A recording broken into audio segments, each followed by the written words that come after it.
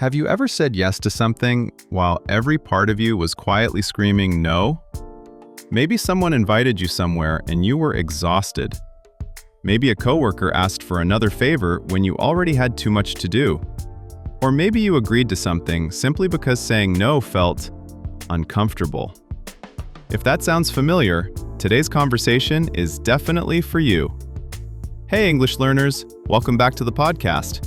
If you're listening while walking, cooking, studying, driving, or maybe just relaxing after a long day, we're really happy you're here.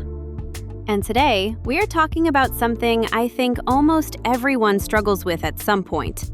Learning how to say no without feeling guilty afterward. Oh, I need this episode. Really? Absolutely. I'm recovering from being a professional yes person. A professional yes person? Is that a real job? Apparently. The salary is $0 and emotional exhaustion. Okay, that sounds terrible. It is. But seriously, I used to think saying yes made me a nicer person. Someone asks for help? Yes. Someone wants to make plans when I'm exhausted? Sure. Someone needs a favor at the worst possible time? Somehow, also yes. And then what happened? Then I would go home and think, why did I agree to that? Oh, I know that feeling. Right? And the strange thing is, nobody forced me to say yes. I said it voluntarily. But inside, I didn't really want to. I think a lot of people listening probably know exactly what you mean. Sometimes saying no feels more uncomfortable than doing the thing we don't want to do. Yes! Haha! And that makes absolutely no sense when you say it out loud. Well, emotionally it makes sense. We're afraid people will think we're selfish, rude, difficult, or maybe that they'll stop liking us. That last one is probably a big reason. Definitely. And there's actually a useful English expression for this: people-pleasing. People-pleasing means constantly trying to make other people happy, sometimes at the expense of your own needs. At the expense of is a useful phrase too. It is. If something happens at the expense of something else, it means you gain one thing but sacrifice another.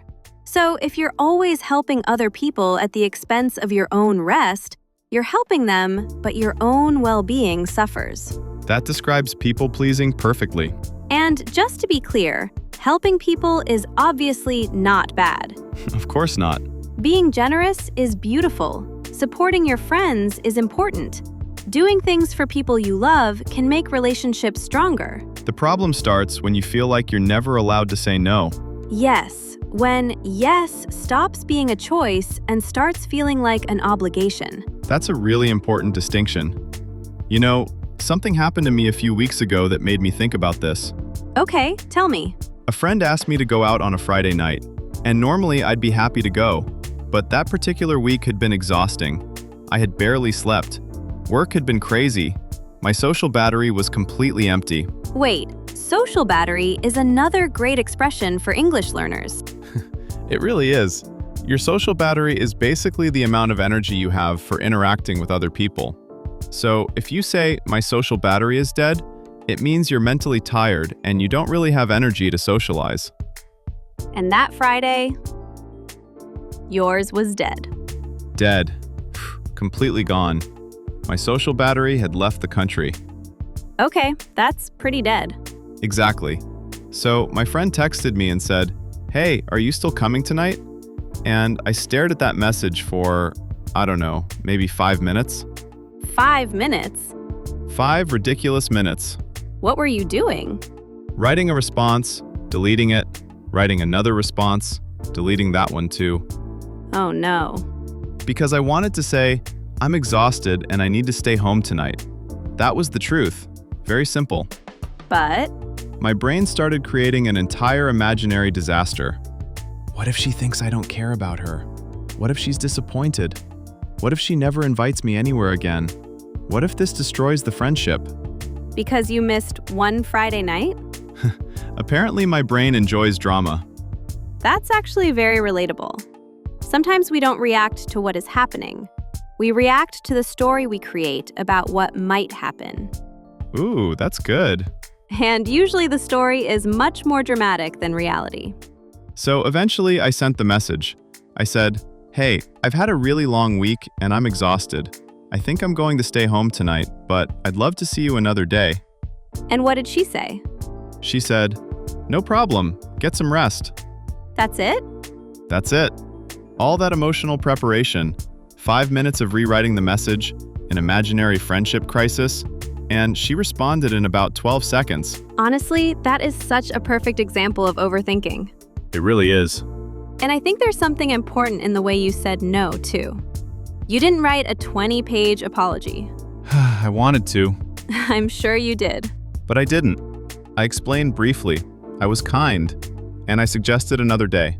That's actually a really useful formula for saying no naturally in English. Yeah, you can acknowledge the invitation, say no politely, and if you genuinely want to, offer an alternative. Can we give people a few examples? Absolutely. Okay, imagine a friend says, "Do you want to go out tonight?"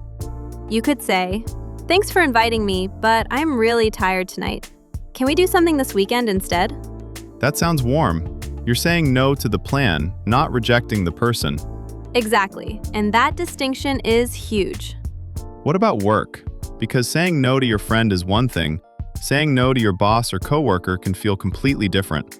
Oh, definitely. You probably shouldn't tell your boss, "My social battery has left the country," Probably not the best career strategy. unless you have a very understanding boss. Fair enough. But at work, you can still set boundaries professionally. For example, if someone gives you another task when you're already overloaded, instead of automatically saying yes, you could say, "I can help with that, but I'm currently working on these other priorities. Which one would you like me to focus on first?" I really like that. Because you're not being difficult, you're communicating reality. Right. And that brings us to another really useful word: boundaries. Boundaries are limits you create to protect your time, energy, emotional well-being, or personal space. And having boundaries doesn't mean you don't care about other people. Not at all. Actually, healthy boundaries can make relationships better because people understand what they can realistically expect from each other. You know what's interesting though? Sometimes people understand our boundaries much faster than we expect. Yes. The person who has the hardest time accepting the boundary is sometimes us. Wow, that's uncomfortable. A little. Because you say no, the other person says, "Okay," and then you spend 3 hours feeling guilty anyway. Exactly. So maybe the real challenge isn't only learning how to say no. Maybe it's learning how to survive the uncomfortable feeling that comes after saying it. I think that's where this gets really interesting. Yeah, because guilt can be surprisingly persuasive. You set a perfectly reasonable boundary, and 5 minutes later, your brain starts whispering, "Was that selfish? Should I send another message? Maybe I should apologize again." Oh, the second apology. I know that one. Right? You already said, "Sorry, I can't make it tonight." And then suddenly you want to send another paragraph explaining your entire week, your sleep schedule, your childhood, maybe your medical history. Just attach a full documentary at that point. Honestly, here is a 12-part series explaining why I cannot attend dinner. And I think that happens because many of us believe that if someone feels disappointed by a behaves our decision, we've done something wrong. That's such an important point. Because disappointment and wrongdoing are not the same thing. Someone can be disappointed that you said no, and your no can still be completely reasonable. Can we stay there for a second? Because I think that's difficult for people pleasers to accept. Definitely. If my friend invites me somewhere and I say no, she might genuinely feel disappointed. Sure. And I don't have to immediately fix that feeling? No. You can care about her feelings without becoming responsible for removing every uncomfortable emotion she experiences. Wow. I know.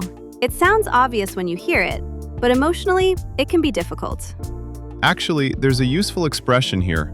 You can't please everyone. It means that no matter how hard you try, you cannot make every person happy with every decision you make. And people say that all the time in English. They do. You might hear someone say, "I tried my best, but you can't please everyone." That's a phrase worth remembering. Definitely. And I think another reason saying no feels difficult is that many people want to be seen as reliable. Oh, absolutely. I like being the person people can count on. Me too. And count on someone is a very common expression. If you can count on someone, you can trust that person to support you or do what they said they would do. For example, I can always count on my sister when I need help. Exactly. And being dependable is a great quality. But being dependable doesn't mean being permanently available. That distinction is so important. You can be a good friend and not answer every message immediately. You can be a hardworking employee and still have limits. You can love your family and sometimes say, "I can't do that today." And you can be kind without saying yes to everything. Yes. Actually, I think a genuine yes becomes more meaningful when you're also allowed to say no. Explain. If you say yes to everything because you're afraid of disappointing people, then your yes doesn't always mean, "I genuinely want to do this." Sometimes it means, "I'm afraid of what will happen if I refuse." Ah, okay. I never thought about it like that. But when you know you're allowed to say no, then when you say yes, it can actually mean yes. That's a much healthier way to think about it. And honestly, it also prevents resentment. Oh, that's a big one. Yeah. Resentment means a feeling of anger or frustration that grows because you feel you've been treated unfairly, or because you keep doing things you don't really want to do, So you say yes politely on the outside. and complain internally for the next 4 hours. I have definitely never done that. Your face says otherwise. Okay, maybe once. Once? Fine, several times. There we go. But seriously, resentment can build quietly. You keep agreeing to favors. You keep changing your plans. You keep giving your time away. And eventually, you start feeling frustrated with the other person. Even though sometimes they don't know you wanted to say no. Exactly. That's the uncomfortable part. We sometimes blame people for crossing boundaries we never communicated. Oof. I know. That one hurt a little. But it's true. If someone asks, "Can you help me with this?" and I always say, "Sure, no problem," how are they supposed to know that internally I'm thinking, "Please never ask me for anything again"? That would be a difficult message to decode. Very difficult. So healthy communication means giving people honest information. Yes, not cruel information, not aggressive information, just honest information. There's another useful distinction. Being assertive is not the same as being rude. Can you explain assertive? Sure. Being assertive means expressing what you need, think, or feel clearly and confidently while still respecting the other person. So passive might be saying yes when I want to say no. Right. Aggressive might be saying, "Absolutely not. Stop asking me for things." Probably not ideal. And assertive might be, "I'm sorry, I can't help with that today." Simple. Very simple. And that's almost the problem. What do you mean? People sometimes think a boundary needs a courtroom-level defense. Oh yes, we want evidence. Exactly. Your Honor, I present Exhibit A. I am tired. And Exhibit B, I already have plans to sit on my couch. Which are important plans. Extremely important. My couch has been expecting me all week. But seriously, "I can't today" can be a complete response. That feels almost rebellious. For some people, it does. What if someone asks why? You can explain if you want to, but you don't always owe people a detailed justification. That's another useful word. Oh. Yes, we normally use owe when talking about money, like, "I owe you $10. But we can also use it more broadly. If I say, "You don't owe anyone a long explanation," I mean, you are not obligated to give one. That's useful. And I think the word obligated matters too. Feeling obligated means feeling that you must do something, whether you want to or not. I feel like this episode is personally attacking my vocabulary and my personality at the same time. Educational and emotionally inconvenient. Our specialty. Apparently. But there's another situation where saying no becomes really difficult. Family? I was going to say work, but family deserves its own documentary. Fair enough. Let's start with work. Okay, imagine a coworker comes to you at 4:30 in the afternoon and says, "Hey, could you quickly help me finish this?"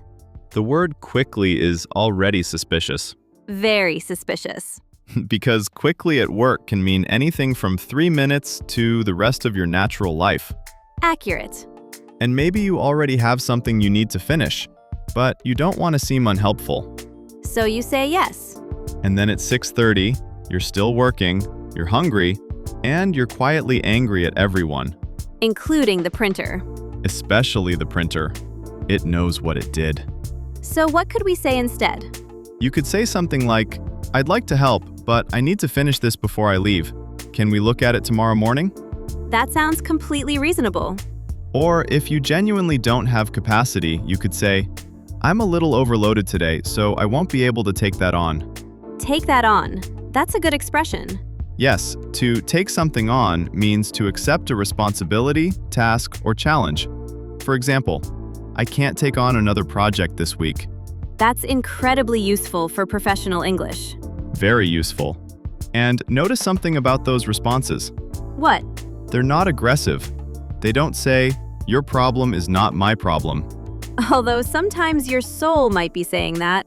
Your soul can say whatever it wants. Your mouth should probably be more diplomatic. Good rule. The goal isn't to become someone who says no to everything. Right. That would just create a completely different problem. The goal is to pause before automatically saying yes. Oh, I really like that. Because sometimes the most useful habit is not saying no immediately. It's just not saying yes immediately. That deserves a pause. Think about it. Someone asks you for something, and instead of answering from pressure, you say, "Let me check and get back to you." That gives you time.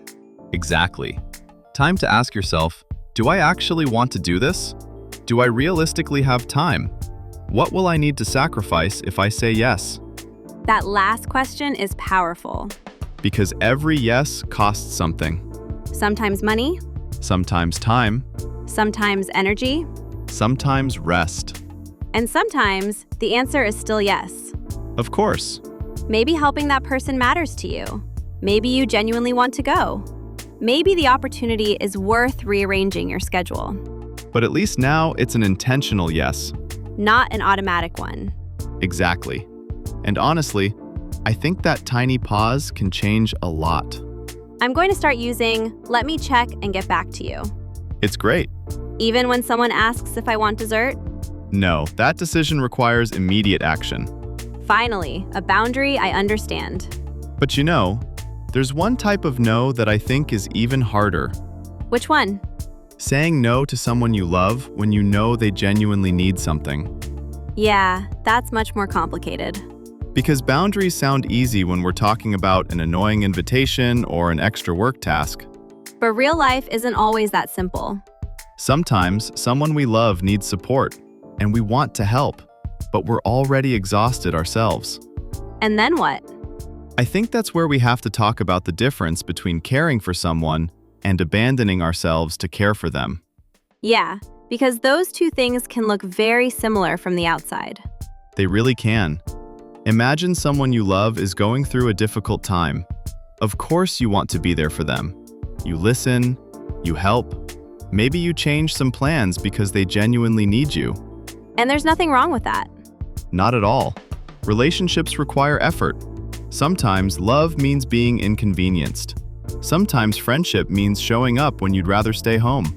I'm glad you said that, because sometimes conversations about boundaries online become a little extreme. Absolutely. Every uncomfortable situation is not a toxic relationship. Every favor is not someone violating your boundaries. And sometimes, doing something you don't particularly feel like doing is simply part of caring about another person. Exactly. If my friend is having a terrible day and needs me, I'm probably not going to say, "Sorry, I'm protecting my energy." That would be emotionally efficient. And possibly the end of the friendship. Fair point. But there's a difference between occasionally making sacrifices for people you love and constantly sacrificing yourself because you're terrified of disappointing them. That's the key. Because if helping everyone else means you never have time to rest, never have time for your own priorities, and constantly feel emotionally exhausted, something probably needs to change. And maybe the question becomes, am I helping because I genuinely want to help, or because I'm afraid to say no? Ooh, that's a good question. It can be uncomfortable to answer, though. Definitely. Because sometimes the answer is, I'm afraid they'll be upset with me. Or, I'm afraid they'll think I'm selfish. Or even, I'm afraid they won't need me anymore. Wow, that one goes a little deeper. It does.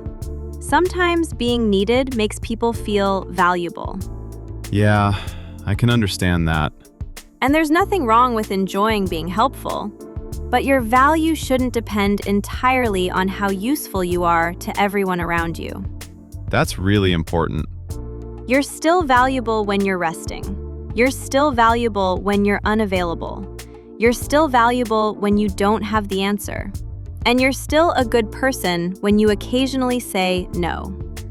I think some people listening might need to hear that twice. Honestly, me too. Wait, weren't you giving the advice? I can give advice and need the advice simultaneously. That might be the most human thing you've said today. Thank you.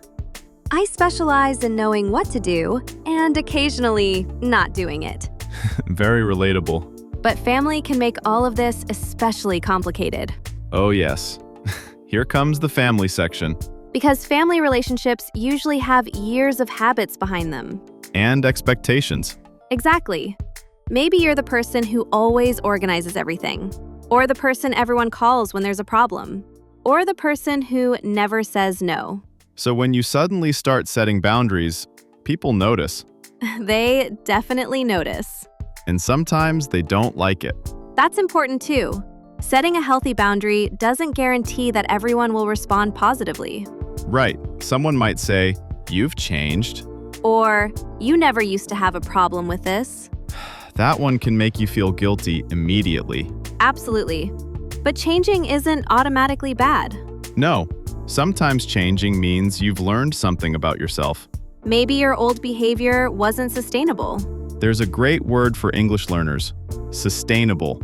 Something sustainable can continue for a long time without causing serious problems or using up all your resources. We hear that word a lot with the environment. We do, but it works in everyday life too. You can say, working 12 hours every day isn't sustainable for me. Or, saying yes to every invitation isn't sustainable for me. Perfect. So if your old pattern was exhausting you, changing that pattern might actually be healthy. Even if other people need time to adjust. Exactly. You know what I think is difficult though? What? Sometimes after you start setting boundaries, you almost feel like you've become mean. Yes, because your brain compares the new version of you to the old version who said yes to everything. And suddenly, a normal boundary feels aggressive. When actually, you might just be doing something completely reasonable. Exactly. There's a phrase I really like. You're allowed to change your mind. That's simple, but powerful. And extremely useful English. You're allowed to change your mind means you can make a different decision after reconsidering something. So even if I originally said yes to something, sometimes you can go back and say, "I'm sorry, but I've realized I won't be able to do that." that feels difficult. It can be. And obviously we should respect commitments when possible, but sometimes circumstances change. Or you realize you overcommitted. Another good word. Yes, if you overcommit, you agree to do more things than you realistically have time or energy for. Oh, I have definitely overcommitted before. Most adults have. Your calendar looks perfectly reasonable when you're making plans 3 weeks in advance. Future me has unlimited energy. Always. Future me wakes up early, exercises, answers every email, attends 3 social events, meal preps. Current me would like to speak with future me's manager. Exactly. And then the day actually arrives and you think, why did I schedule all of this? Which is why checking your energy matters as much as checking your calendar. I really like that. Because technically, you might have 2 free hours. But emotionally, you might need those 2 hours to do absolutely nothing. And doing nothing sometimes has a purpose. Yes, rest creates capacity for everything else. So saying no can actually protect the things you've already said yes to. Wait, explain that. If you say yes to everything, eventually you don't have enough energy to do anything well. Ah, But if you protect your time, you can show up more fully for the people and responsibilities that genuinely matter. so a no can protect a more important yes. Exactly. That's probably my favorite idea from this entire conversation. Mine too. And you know, maybe saying no becomes easier when we stop seeing it as rejection. Right. Sometimes it's simply information. I don't have time. I don't have the energy. That doesn't work for me. I'm not comfortable with that. Those are all valid pieces of information. And none of them require a dramatic speech. No presentation slides? No slides. Pie chart? Definitely no pie chart. I prepared 17 slides explaining my emotional availability. Please delete them. Fine. Although, for anyone listening who struggles with saying no in English specifically, maybe we should practice a few phrases. Yes, let's do that before our English breakdown. Okay, and if you're listening somewhere you can speak out loud, try repeating these after us. Thanks for asking, but I can't today. Nice. Again, thanks for asking, but I can't today. Now try this one. I'd love to, but I already have plans. And remember, plans can include resting at home. Very important cultural clarification. Your couch counts. Absolutely. Okay, next one. I can't take that on right now. That one is especially useful at work. And one more. Let me check my schedule and get back to you. I love that one because it gives you time before making a decision. Exactly. And here's one for situations where something makes you uncomfortable. I'm not comfortable with that. Simple, clear, respectful. And now let's make this slightly more interactive. Okay. We'll give you a situation, and you try answering in English before we give you an example. I like this. Situation number 1. Your friend invites you to dinner tonight, but you're exhausted and really need to rest. What could you say? Maybe, thanks for inviting me, but I'm really tired tonight. Can we do something this weekend instead? Perfect. You said no, but you also showed that you still want to spend time together. Situation number 2. A coworker asks you to take on another task, but you already have too much work. What could you say? You could say, I'd like to help, but I'm overloaded today. Can we look at this tomorrow? Great.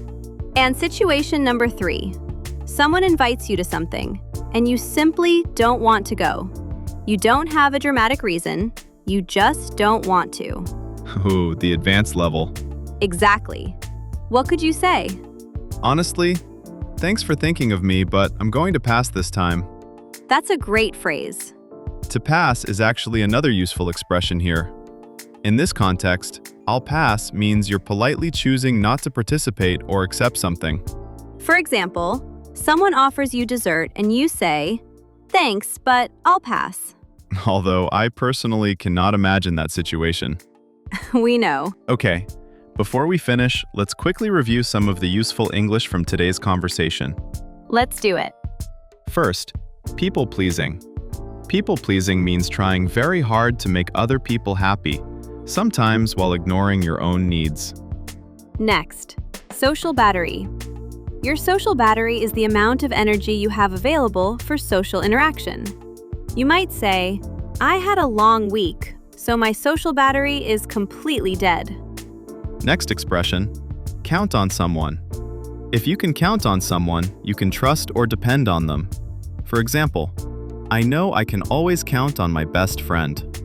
Then we had resentment. Resentment is anger or frustration that can build over time when you feel unfairly treated or repeatedly do things you don't want to do. We also learned, take something on. This means accepting a new task or responsibility. For example, I'm too busy to take on another project right now. And overcommit. If you overcommit, you agree to more responsibilities or activities than you can realistically handle. Which brings us back to the main idea of this entire episode. Learning to say no isn't about becoming selfish. It's about becoming more intentional with your yes. Wow, that's a nice way to end it. Almost. Almost. We haven't asked our listeners today's question. Ah, of course. So, if you're listening right now, we have a little challenge for you. Think about one situation where you find it difficult to say no. Maybe at work, With friends, with family, or even with yourself. and tell us in the comments, what makes saying no difficult for you? And if you want some extra English practice, write the sentence you would use to politely say no. We'd genuinely love to read your answers. And honestly, reading other people's answers might help someone realize they're not the only person who struggles with this. Definitely. And if you enjoyed practicing English with us today, take a second to like the video and subscribe to the channel. It really helps our little English learning community grow, and it means you'll be here for our next conversation. Where hopefully I'll have learned to say no without preparing a 12-part documentary first. No promises. Fair enough. Until next time, remember that being kind to other people doesn't require saying yes to everything. You can care about people and still protect your time. You can be generous and still have boundaries. And sometimes, a kind, honest no is healthier than a resentful yes. Take care of yourself, Keep practicing your English. and we'll talk to you again in the next episode. Bye, everyone.